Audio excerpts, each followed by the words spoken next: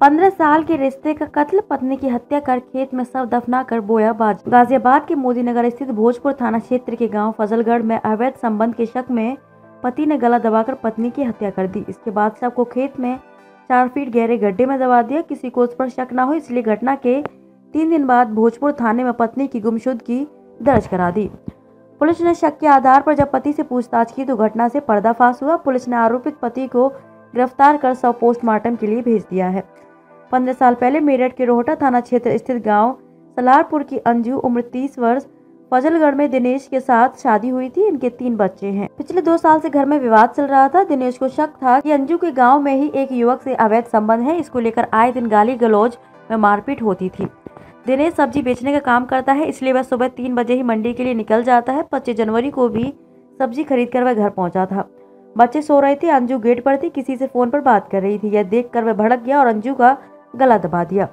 अंजू ने शोर मचाया तो उसके मुंह में कपड़ा ठूंस दिया, हाथ से गला दबाकर उसकी हत्या कर दी।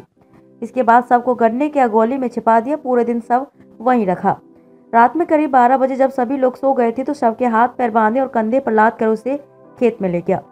फावड़े से गड्ढा खोदकर शव दबा दी। अगले दिन जब बच्चों ने अंजू के बारे में पूछा तो मायके जाने की बात बताई। खुद से शक हटाने के लिए आरोपित 30 जनवरी को भोजपुर थाने पहुंचा और पत्नी के गुम होने की शिकायत दी। 2 दिन तक पुलिस को गुमराह करता रहा, लेकिन जब गुरुवार को पुलिस ने सख्ती से पूछा तो उसने सारी बात उगल दी।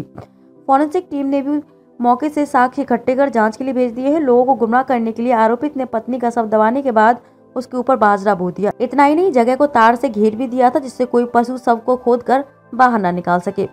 अवैध संबंध के शक में आरोपित दिनेश ने पत्नी अंजू की हत्या की थी। उसकी निशानदेही पर शव को बरामद कर पोस्टमार्टम के लिए भेज दिया गया है। 30 जनवरी को भोजपुर थाने में दर्ज हुई गुमशुदगी को ही हत्या की धारा में ही तरमीम किया जाएगा। निमिष पाटिल, एसीपी सदर। विकास वर्मा, मोदी नगर। पत्नी की हत्या करने की योजना पूर्ण नियोजित। बस दिनेश को मौके का इंतजार था। आरोपित ने कुछ दिन पहले ही भोजपुर से 25 किलो नमक खरीदा था जिसे शव पर डाल दिया था।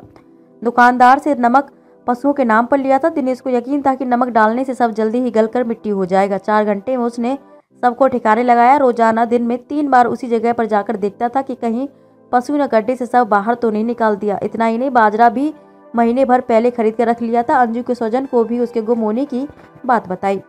दिनेश ने पुलिस को बताया कि उसने जो किया सही किया, उसे पछतावा नहीं है। पूरे गांव में उसकी बदनामी हो रही थी। कुछ समय पहले भी अंजू किसी युवक के साथ चली गई थी।